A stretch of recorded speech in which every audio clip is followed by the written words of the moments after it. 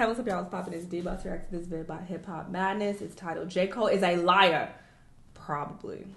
The hell you mean probably? I don't know what he's talking about for sure. Let's see what's going on with Cole and why he's defaming his character. Let's watch. This past 5 years has been a fight against comfort. I was chilling. What I noticed was with that feeling of comfort, I'm like, damn, this is the moment that a lot of your favorite rappers hit a crossroad where they did what they set out to do, and then the fruits of their labor started working against them. That same energy and that same like passion they put into the craft was gone, and it was replaced by like comfort and luxury. Are you okay with getting comfortable, chilling, mailing it in, waiting around on inspiration? If this is as high as you ever got, not career success-wise, but from a skill level, like have you wrote your best song? Did you leave no stone unturned creatively? And when I thought about that feeling, I was like, nah, I'm not cool with that.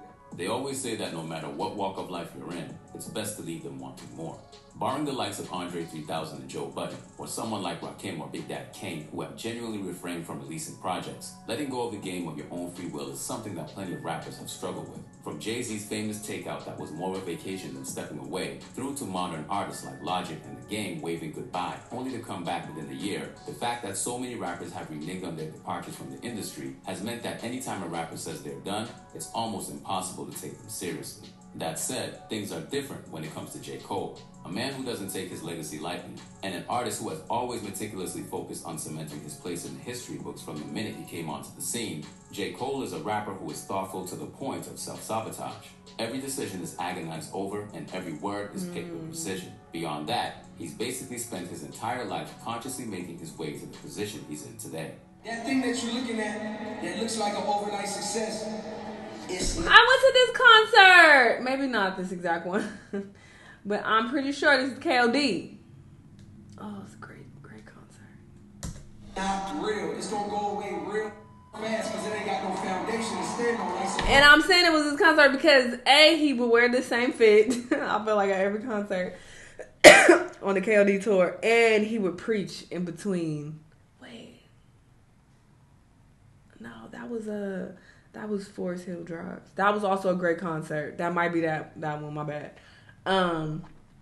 That's what the concert where he would preach.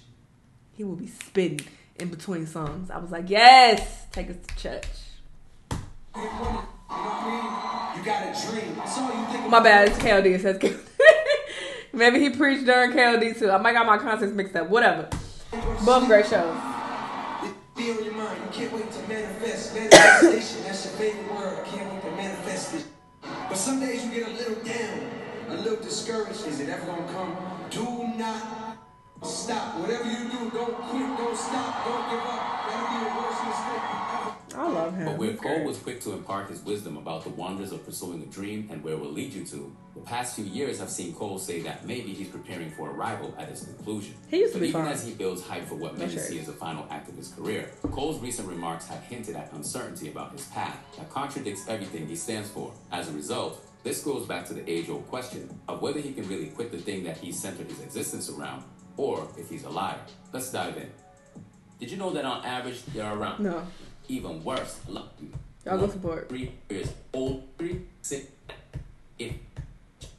Of Cole, where his get back to the video. Since his preteens, rhyming has been the driving force of Cole's life and quickly became his dream occupation.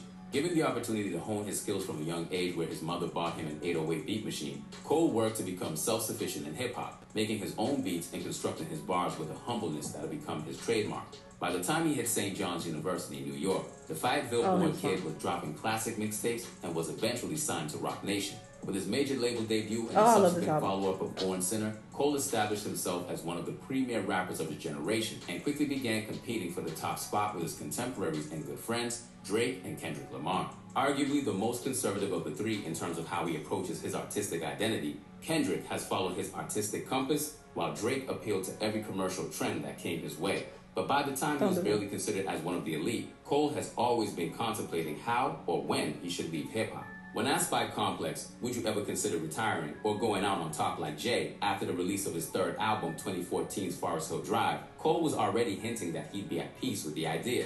I don't know. I love doing it, so I'm not going to use that as a sales pitch like, last album, make sure you go out and buy. But I'm content if this is my last one. Listen to all my music and you hear this who went to New York City and started with a dream.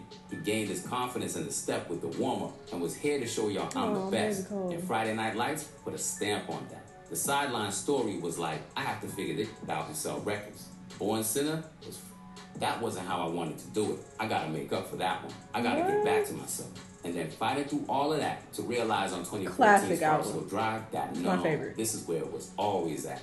Although we know that Cole ramped up, if anything, following that album's release, his itch of putting an end to his career still persisted. As a result, this issue was later alluded to on Jermaine's interlude from DJ Khaled's Major Key, with Cole spitting in 2016 that he said all that I could say, now I play with thoughts of retirement. Once again, this was largely brushed off by his fans and collaborators alike, with Khaled saying, I heard that line and I was like, you know, I understand that line because I felt like that at one time. But we ain't never stopped. Cole ain't never stopped. How you supposed and if he does, he still ain't stopping. What does that even mean? Okay, sure. Still making timeless music.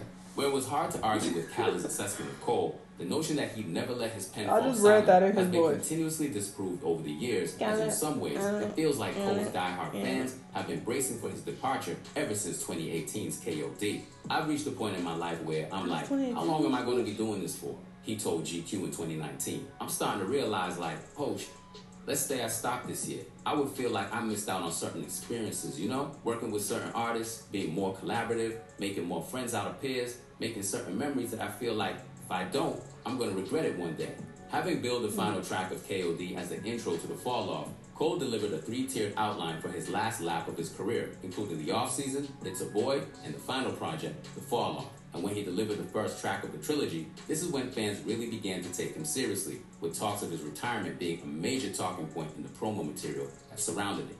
Yo, do you really want to look back 10, 20 years from now with this music and be like, the reason you didn't make it in music because you ain't put in the work? So I was like, yeah, that was where the warm-up came from. Wrote verses, made beats, all that to say the off-season was like the same concept. Before I feel like I'm like fulfilled in this game, let me try to reach new heights. Although he hasn't revealed when the next 2 projects will arrive, Cole has kept his pen sharp in recent months with a whole host of features and loosies. And while the prevailing narrative has remained that he's looking at the exit with longing in his eyes, the lyrics that he's spat across these tracks have provided additional dimensions to his exit and cast further doubt on whether he'll be able to do it. One track which exposed new wrinkles of Cole's conflicted psyche was Procrastination, Bro. Written to a tight beat that he'd uncovered on YouTube, Cole spoke of how much material he'd stockpiled in recent years, as well as his reluctance to release it, stating, I don't even know if somebody won't hear this. Got so many songs that get lost in the endless folders of the hard drive. I wish I was more fearless, because I'll just say, get a dump all the music.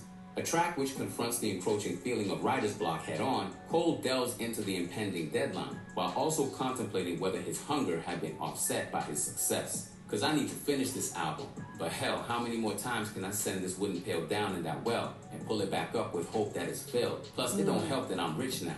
But in contrast to the sense of aimlessness he alludes to, it's telling that Cole also concedes that he's still driven by the desire to hone his skills and recapture that same spark he had on the come-up. Later spitting, but if the challenge be having me stoked, throwing the towel, man, you gotta be joking. I push my salary up with these quotes. Now I push the Lambo truck down the veil, hoping I connect with something that's real. Although the money may have provided a safety net that wasn't absent back when it was make or break for Cole, it's clever that Cole isn't any less motivated at the opportunity to translate something profound from his brain to the pad. J. Cole is a searcher by nature. Interviews describe him as a man who answers questions with follow-up questions, while others have noted that it was by no means coincidental that his earlier rap name was Therapist, as he has an innate drive to dissect and diagnose. Where everyday life has proven to deliver no answers, creativity gives Cole and others like him a window to explore these larger quandaries. And as a result of the fulfillment he gets from the process, he's clearly having second thoughts before our eyes. As a result, his recent tracks depict the internal conflicts he faces and his attempt to reconcile them, all unfolding right in front of us. Within On the Street with BTS J-Hope, Cole briefly seems content with the idea of I leaving, react to this spitting, too. I never did nothing better. It's hard to let it go. But One like a picture. father watching his daughter walking down the altar with tears in his eyes, you gotta let her grow. Yet, within a few bars, he's already backtracking, spitting. I contemplate if I should wait to hand over the crown and stick around for a little bit longer. I got a strange type of hunger. The more I eat, the more it gets Cute stronger. video. While the narrative that he's stepping away remains a major preoccupation for its fans, another example of this rift which exists inside Cole is seen on the Lil Durk-aided All My Life, where he spits, "Me, I'm running long distance, all pistons firing. I be stuck between maybe retiring and feeling like I'm just not hitting my prime." Refusing to decisively say which Where way you he's get your leaning, prime? this ambiguity is once again exhibited on Adon's interlude from the Creed 3 soundtrack. Oh, this movie was good. I don't know why it got bad ratings, or I feel like it did. But I watched it on the plane. It was really good. I just watched it on the plane, actually.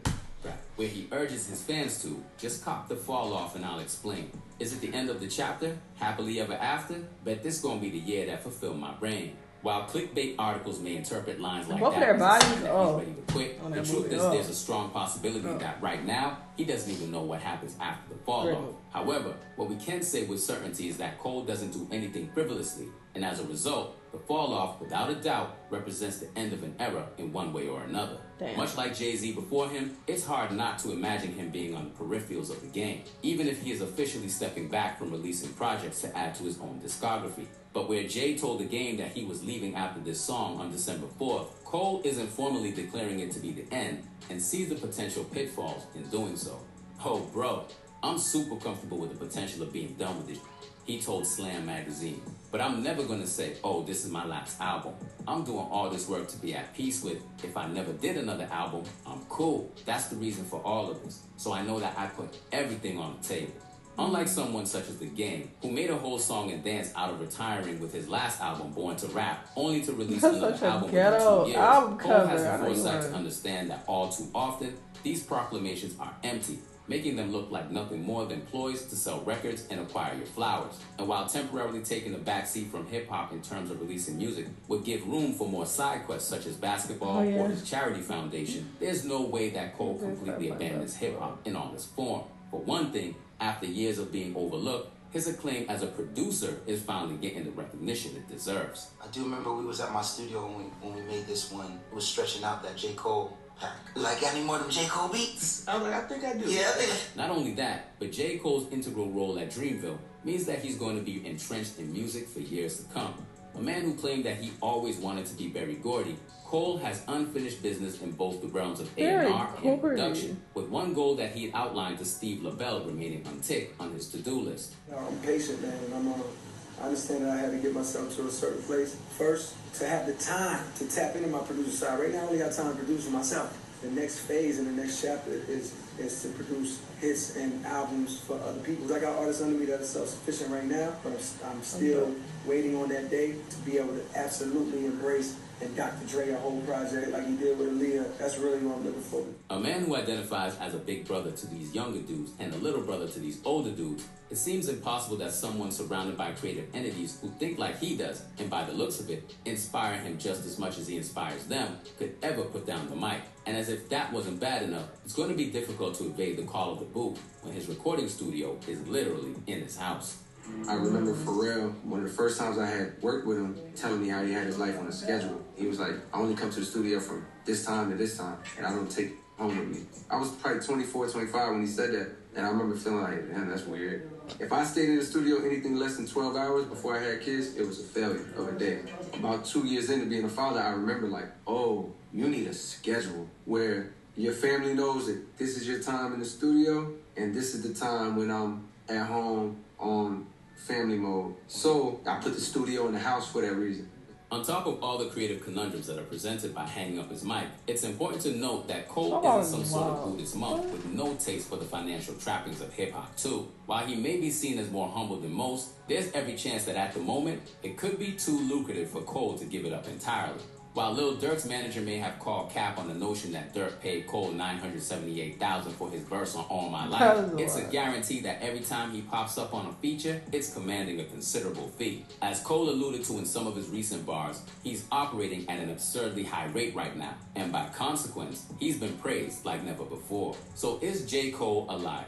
Well, Although his career may take on a different shape, there's certainly mileage left in Cole's journey through hip-hop. And as his own second-guessing in his songs show, he clearly knows it too. And although there's many different factors that could possibly play a role into his retirement, a 2010 interview with Eminem ultimately hits the nail on the head as to why it's so difficult for rappers to walk away.